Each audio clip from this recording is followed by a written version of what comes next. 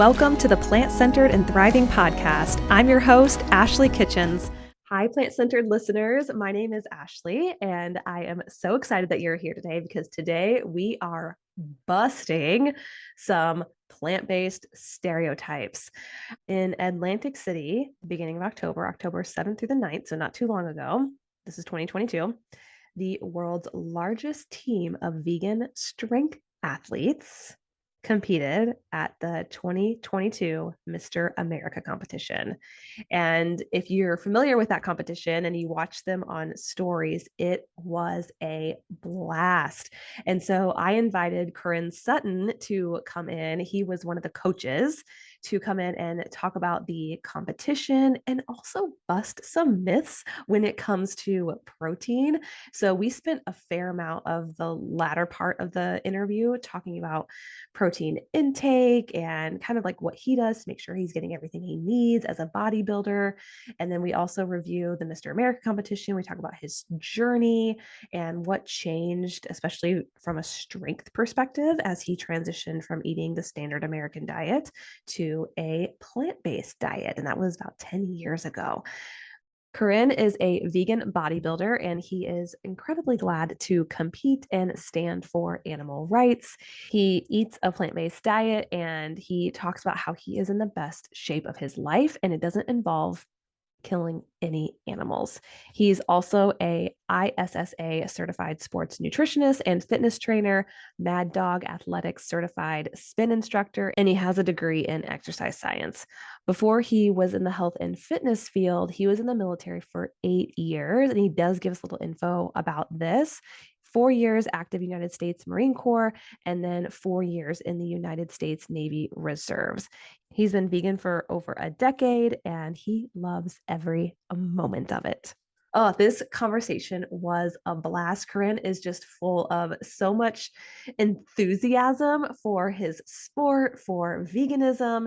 And I was just so thankful that he was able to take the time to talk with me and talk with you about his journey, about the competition, and all about protein. So please join me in welcoming Korin Sutton to the show. Welcome to the show, Korin. Hey, what's up, Ashley? How you doing? Good. How are you doing? Everything's good. Everything's good. Can't complain. Good. Well, I'm excited to talk to you because I know that we're about a month or so out from the competition that you helped coach, Mr. America, where Absolutely. was it 28 vegan athletes from all over the country competed? 21 to be 21. exact. Okay, 21. Yeah. Nice. And that was through the Plant Built team that you're part of, right? Plant Built and Vegan Strong. It's like a merge. Okay. Team nowadays. Sure. Yeah. Okay. How did you become a part of it? For me, I've been part of Plant Built for a couple of years. Plant Built is is a team with vegans of all various sports like bodybuilding, weightlifting, kettlebell lifts, CrossFit, things like that, for example. And with the NFF, it's an all natural show, and Plant Built want all their members to be natural and tested as well and vegan. And the NFF Super Show was that type of show that all the athletes had been tested, and they were huge until something happened and with the NFF itself, and they just stopped doing the super shows, and that made Plant Built go into hiatus for about 7 years, and until like this Mr. America started coming up, and then they decided to be able to start coming back with Plant Built. So what was it like? I mean, a bunch of y'all flew in from all over the country to Mr. America was in New Jersey, right? Yes. So y'all fly in and you're getting together. I mean, what was that like? Because I mean, you and I train in gyms. I'm assuming this is a big assumption where there aren't a ton of vegans. We're kind of like lone rangers. So what was that like to like come together and sort of compete as a team together as a bunch of vegans? I just think that's so cool. Well, I mean, I want to be very honest. For me, I'm used to it, so it's like that's fair. I don't come in like yeah. But I know because I've been on the team for a while, and also being with Vegan Strong, which is a nonprofit organization where we travel to different fit expos and we promote veganism. To put it in short, being in groups with vegans is it's normal for me, but like being with the plant build, yeah, it's good. I noticed with the team itself, a lot of people were excited, especially the newbies. Yeah. They were very excited. They loved being together because, like you said, a lot of athletes, especially in the vegan world, are alone and they don't really have a lot of people that they can really connect with. And a lot of people made new friends, new relationships, things like that. That brought people together. So like I said, a lot of companionship was built when people were put together this year. Yeah. So it was good to see. Like with me, I'm just like, oh, hey, cool. Hey, what's up? How y'all Sure. been doing? Yeah. Yep. Like, but like for seeing everyone else, like yeah, it was great to see that connection. Yep. Yeah. And so you, like you said, everyone competed in different sports: CrossFit, kettlebell, was Olympic lifting, Mhm. powerlifting, and was it bodybuilding? Bodybuilding. Yep. Okay. Yep. So I mean, what was the competition like? Like, I mean, what was it because you came as a coach, kind of like Mhm. helping your team and also like spectating the other sports. What was that like? So, Plant Built made up about 10% of the whole entire competition itself. Wow. But they medaled over 18 times, and some individuals actually broke some world records. That means that out of that team, about 75% of the team medal, top three.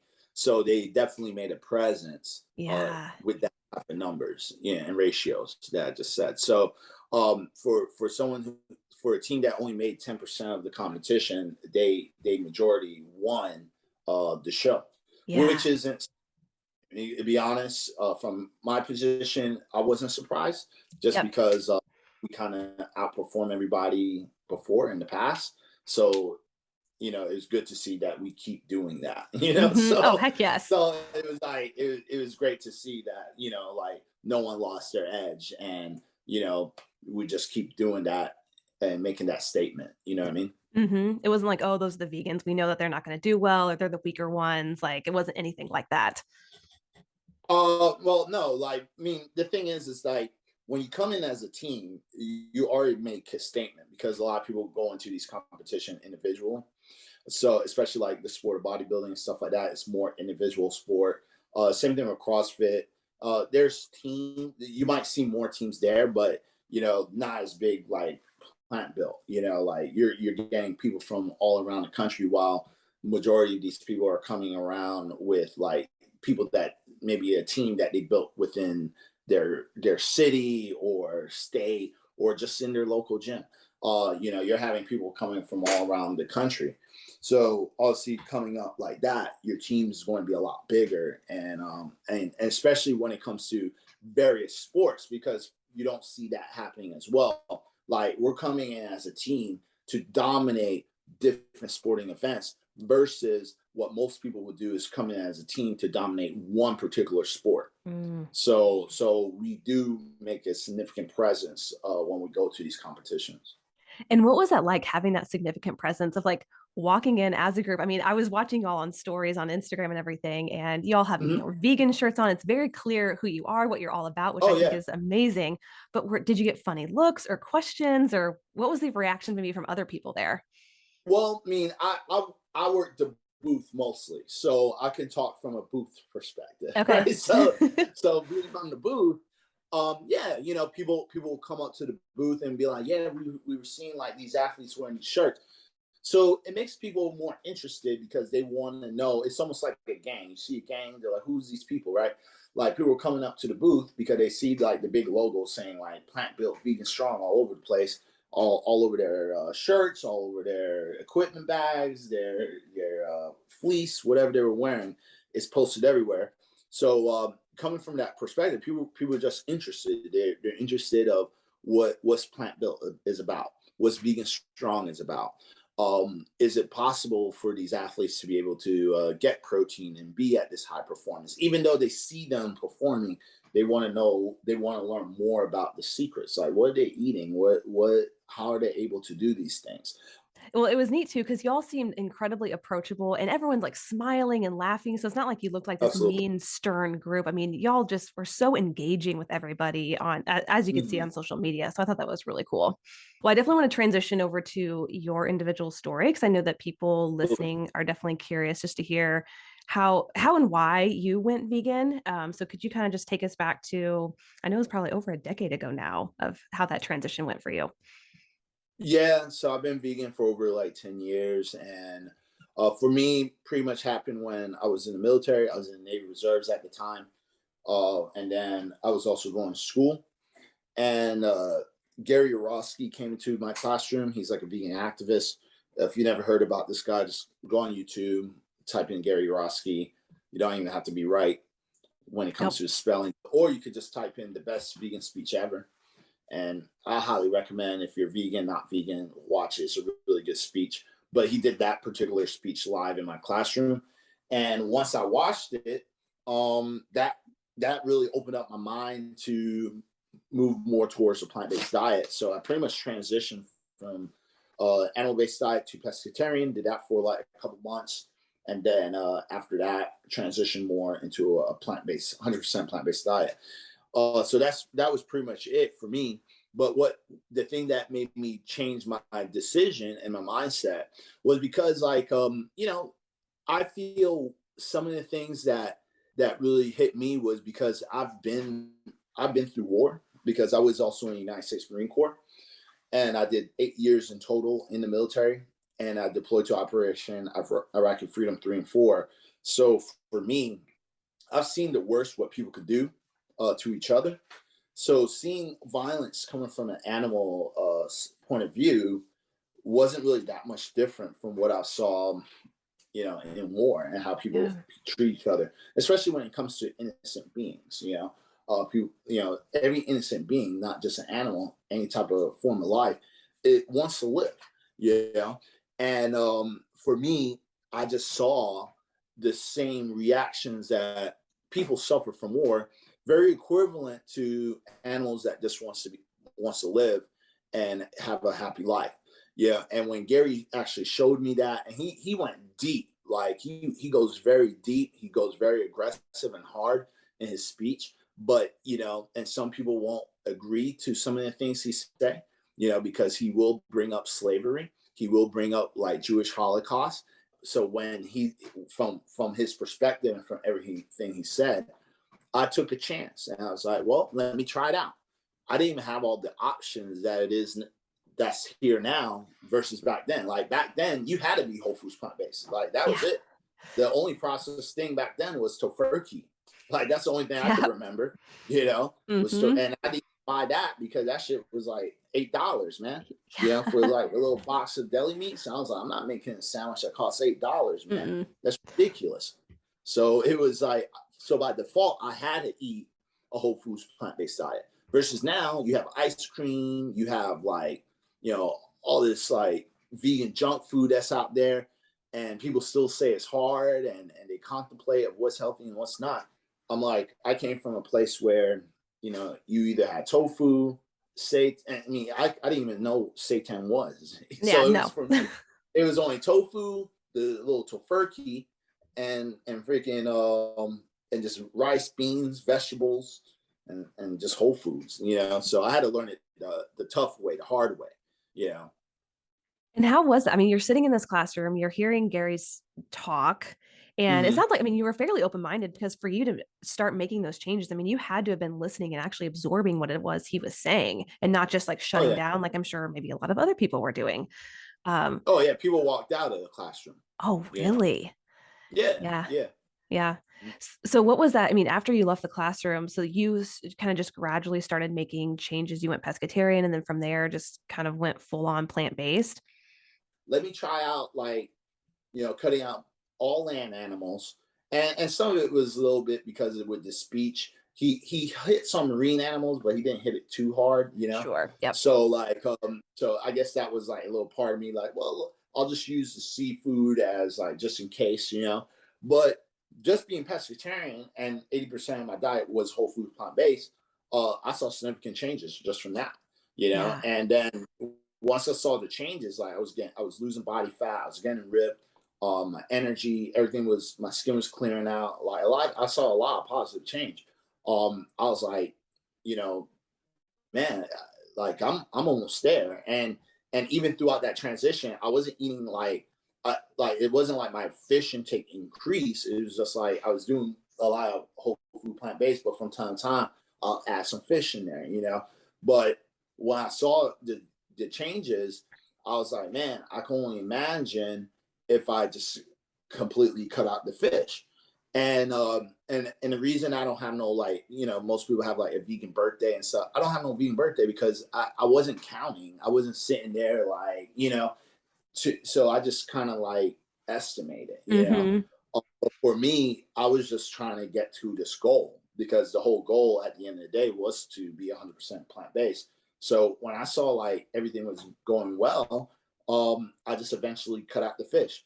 Yeah, things got a lot better, but I did lose a lot of weight. I mean, I think the lightest I got into was I think I was like 225 was my heaviest eating animals or something like that, or 215. And then I dropped all the way down to 160. So it was like super lean. But then once I changed my major into exercise science and got my and started getting in a certified nutrition as a nutritionist, that's when I started putting on the weight again because that's when I started realizing, all right, I need to get more protein. I need to start balancing out my diet. So that's when I went from like 160. Right now, currently, I'm weighing at like 180, 185. Okay. You know, Mhm.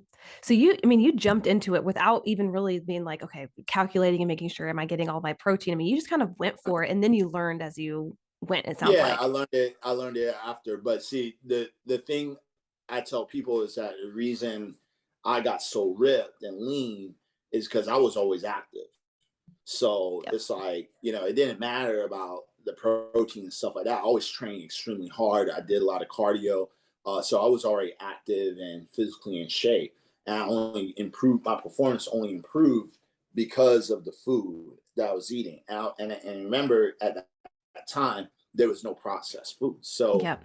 Yep. I was automatically on a whole foods plant base. But then once I got into bodybuilding and I started learning more about nutrition and you know exercise science and all that good jazz, that's when I started tweaking with the calories and macros because now I have a particular goal. It wasn't just about just wellness. Even me getting lean was pretty much just by default because I didn't know what I was doing. I was just like, Sure. even the foods I was eating wasn't like the best foods, you know, because some people would crucify me if they heard some of the things I was eating.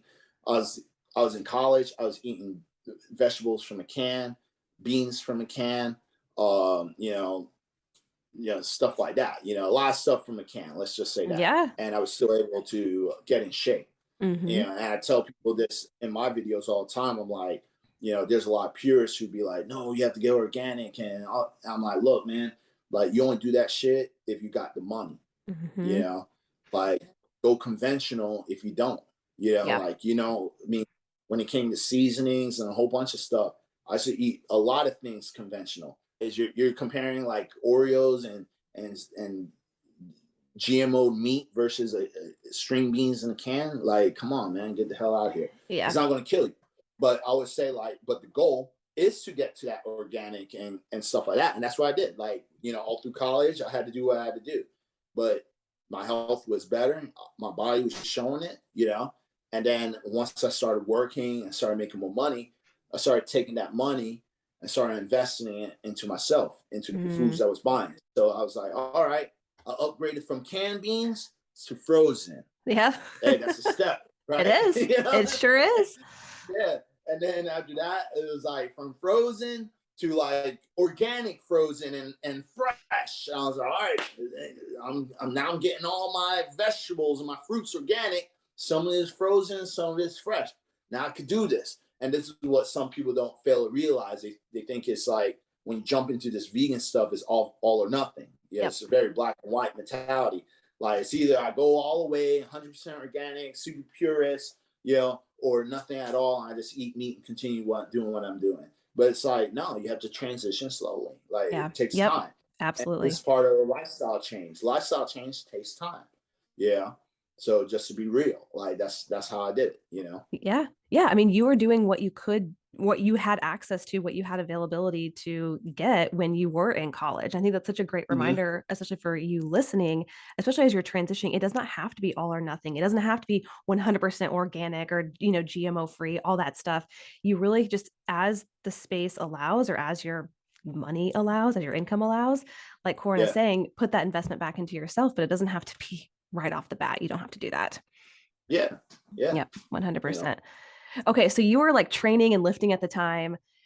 Did like your gym buddies just think that you had gone off the rocker? Like, what was like the reaction as you were kind of transitioning with people maybe that you were lifting with, or kind of surrounding? I always live by myself mostly. So, but the thing is that like when it came down to, I remember because I wasn't even a trainer when I started. I was kind of in training, but I was doing it part time, and I wasn't even trying to become a fitness trainer. Like it was just a side job in the beginning, just to make some extra cash. But there were some trainers who knew me in the gym at the local gym, and they just saw like I was just losing weight, and I was going to them, like, hey, do you think like what I'm doing is right? I feel I'm just dropping mad weight. And they're like, yeah, you're getting small, you're getting skinny. And they're like, but how, they would ask me like how your energy feel, though. I feel like my energy feels fine. Yeah. Yeah. And they're like, how's your lifts? I'm like, my lifts are the same. I'm still lifting just as heavy I was before. Yeah. So they were like, I don't know. I mean, you are dropping mass, but if your energy and your lifts isn't changing, I guess you're okay. Yeah. But these were, now me being an advanced coach myself, they were inexperienced. You know what I'm saying? Yep. So it's Yep. like you start learning things like, oh yeah, these coaches didn't know shit. Right. So they were just inexperienced, especially when it comes down to nutrition and living a plant-based diet. And they didn't know that much about nutrition in the first place. Like I could honestly sit here and say, like, I know some of these coaches too, and I'm more knowledgeable and even more successful than them. Yeah. I'm not trying to put myself in pencil. It's just it is what it is, right? Mm-hmm.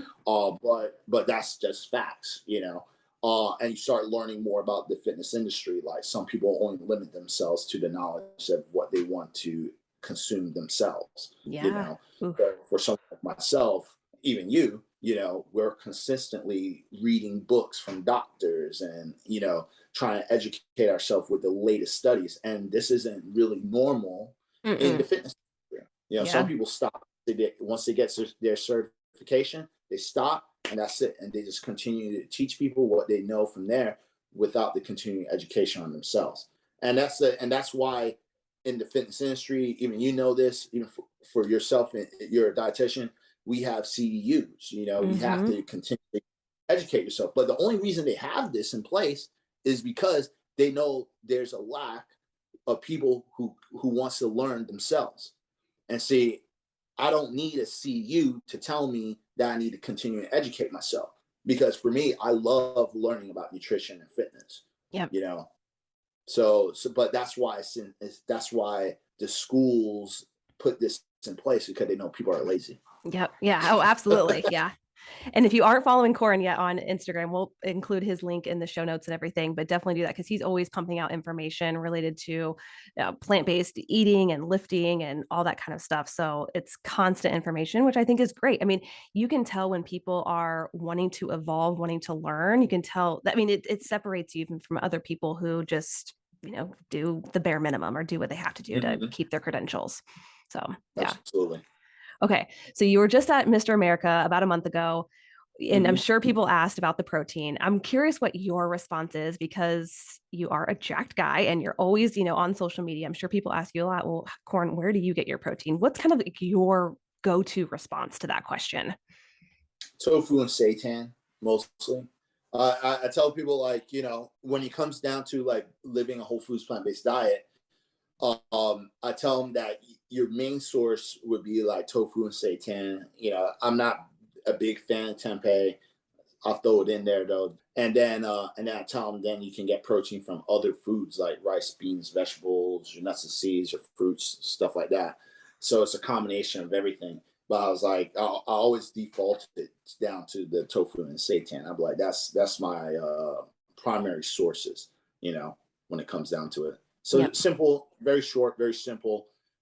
Someone asked about protein shakes. I always say, well, you're taking protein shakes right now, right? So like I was taking protein shakes even when I ate animal meat. Yeah. It's Yeah. just so it's not like it's necessary. I was like, you can get it through food.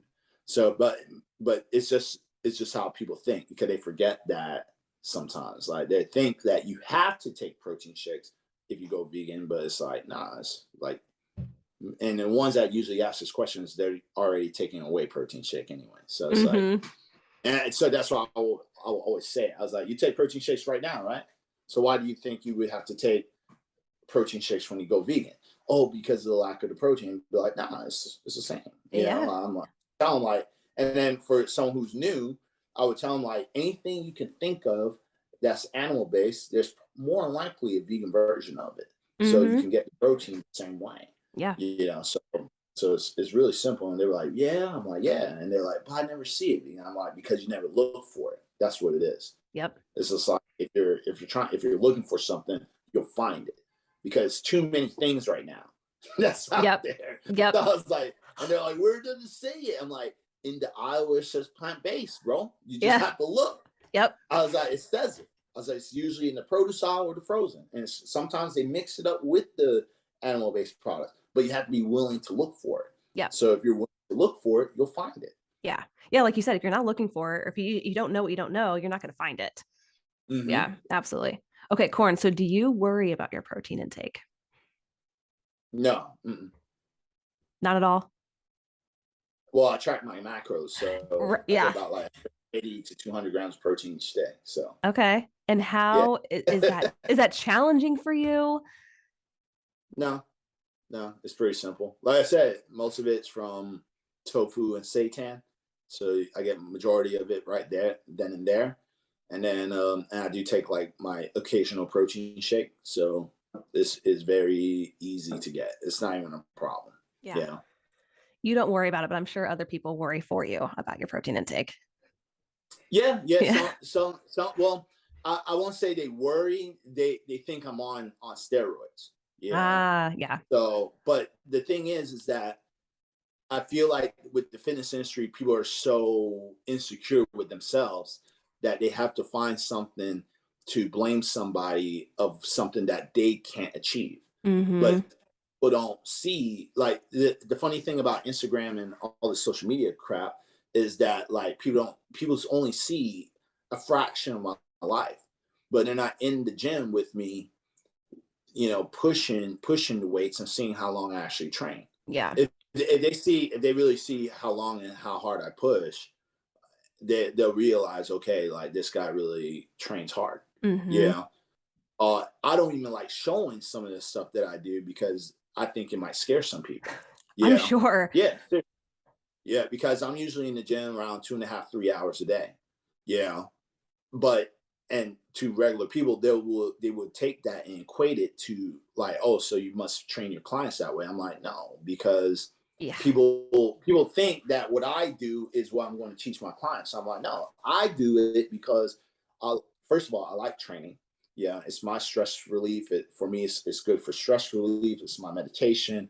It's what gets me going throughout the day. I just have a lot of energy, and I just enjoy training. Also, as well, I'm a bodybuilder, so like I like pushing myself. And coming through the military, where there's a lot of physical exertion, I have that part of me when it comes to really like if it's like military guys will understand what I'm saying. It's like if you're not feeling like shit, then you don't feel like you're accomplishing anything. Yeah. Mm-hmm. So we search for the pursuit of pain. Yeah. And it's not normal with most people. Most people just want to get a good workout on. And I appreciate Korin. That's why I asked you a couple times, like if you worried about protein, because here you are a bodybuilder. So protein obviously is important. I mean, food in general is important. And you're not worried about protein. So just think it's a really good reminder, especially for you transitioning to plant-based. It really isn't as big of a deal as people make it out to be. Mm-hmm. Yeah, and that's only because of the lack of the knowledge when it comes to the food. They don't Mm-hmm. know how to get the protein they need, and they fail to learn how to create the food combinations, because And that's only because of the American the sad diet, Yeah. just it's the knowledge behind it. So when you think about protein, you're just thinking about animal byproducts. Mm-hmm. And when it comes to everything else, no one when it comes to knowledge of food, it's very basic. So, and I get it because this is how I used to think. It was just like, yeah, milk, you get strong bones, you get calcium, cheese, same thing, bones, calcium, vegetables or fruits is just good for you, Yep. right? There's no like real anything more than that. And your rice and grains is just like if you're trying to bulk on, you eat that. If you're trying to cut fat, you stop eating that. But if you need your protein, you eat the animals. And then your nuts and seeds is just like good for snacking, you know. Mm-hmm. But it was very basic, not like omega 3s and fruits and vegetables has a lot of vitamin C. Oh yeah, oranges do, or banana is a Right. great source of potassium, which it doesn't. Yeah. It's just things like that. It's just very basic and knowledge and misinformation. And so like people don't really understand that beans has protein in it, rice has protein in it. When it comes to different food combinations, you just have to re-educate yourself when it comes around that. So if you're taking away the meat, what can I use instead of that? I could use tofu. If I'm trying to get more protein, what can I use to build that plate? Well, I could maybe get some rice and beans that can add more protein to the tofu I have and have more balance on my carbs and my carbohydrate intake. Maybe my nuts and seeds. Oh, I could get protein from that too. Yeah, maybe add avocado or some hemp seeds. Hemp seeds is a significant source of protein. Mm-hmm. Just sprinkle a little bit of that on top of the rice and beans. You'd be surprised. You get about 3 tablespoons, about 15 grams of protein right there. Yeah. Yeah. And you barely even see it in the rice and bean mixture. You know what I'm saying? And you could throw that in there. But that's what people fail to realize is just the food combinations because they just never ate that way. If you Right. go to any restaurant in the world, it's almost the same shit. It's literally the same shit. It doesn't Yep. matter. Well, I think that brings up a great point of like, it just is, you don't know what you don't know. And like Korin, how he kind of approached his journey, it's like he jumped into it, he learned as he went, and here he is now. He's not suffering from protein deficiency. He's still bodybuilding. Did you say you were getting like 80 to, well, how much protein did you say you were getting? You're 80 to 200. Okay, 180 to 200. Yeah. Yeah, a lot. Yeah. Yeah. Hmm. And that is a lot. Yeah, absolutely. Yeah, So would you mind giving us just like kind of a general idea of what you eat in a day, and then we'll kind of wrap things up? for sure. So usually it's shake in the morning. Then after that, tofu scramble in the mid morning, and then like mid afternoon is like seitan with rice and beans and avocado, and that's it. Yeah. So just three basic meals. I usually eat that every single day. Yeah, my meals are very basic, very simple. I don't really change it that much, just because I work a lot. I'm very busy. Because obviously in the tofu scramble, it's not just like tofu with the turmeric and stuff like that. That's when I put a lot of my vegetables in that meal. I chop up like a whole bell pepper, some onions, garlic, spinach. So you're getting tons of vitamins and minerals from that. And when it comes to like the seitan and the rice, beans, and the avocado, you get a lot of vitamins and minerals from that, Oh, especially a yeah. lot of potassium from the avocado. Some parts of the bodybuilding industry thinking that fruits and vegetables has too much fiber and makes you bloated and all this stuff Mm. and it's bad for you. And I'm like, yeah, but how you taking the shit? Yeah, right. You know? Like, Seriously. You gotta be backed up so for weeks. yeah, so I'm like, you rather keep your stomach super shredded and tight, but the sacrifice of your aesthetics is by not keeping your butt plugged, literally. Right. Like that's Ugh. ridiculous. Yeah. So yeah, there's just a lot of things that's in the bodybuilding industry. So I see like some of the good stuff and some of the bad stuff as well. Korin, I appreciate you so much. Thank you for coming on and sharing your story and giving us like a glimpse on how Mr. America went. So if people want to connect with you, possibly train with you or be trained by you, Mhm. where's the best place for them to do that? You can always hit me up on Instagram or TikTok. Just put in my name, Korin Sutton. Then you can always check out my website at bodyhdfitness.com or email me at korinsutton@bodyhdfitness.com. Sweet. We'll include all those links below so you can easily go find Korin. So thank you so much, Korin. I really appreciate you. And those of you listening, thank you for joining us. See you, Korin. All right, peace. Until next time, keep thriving.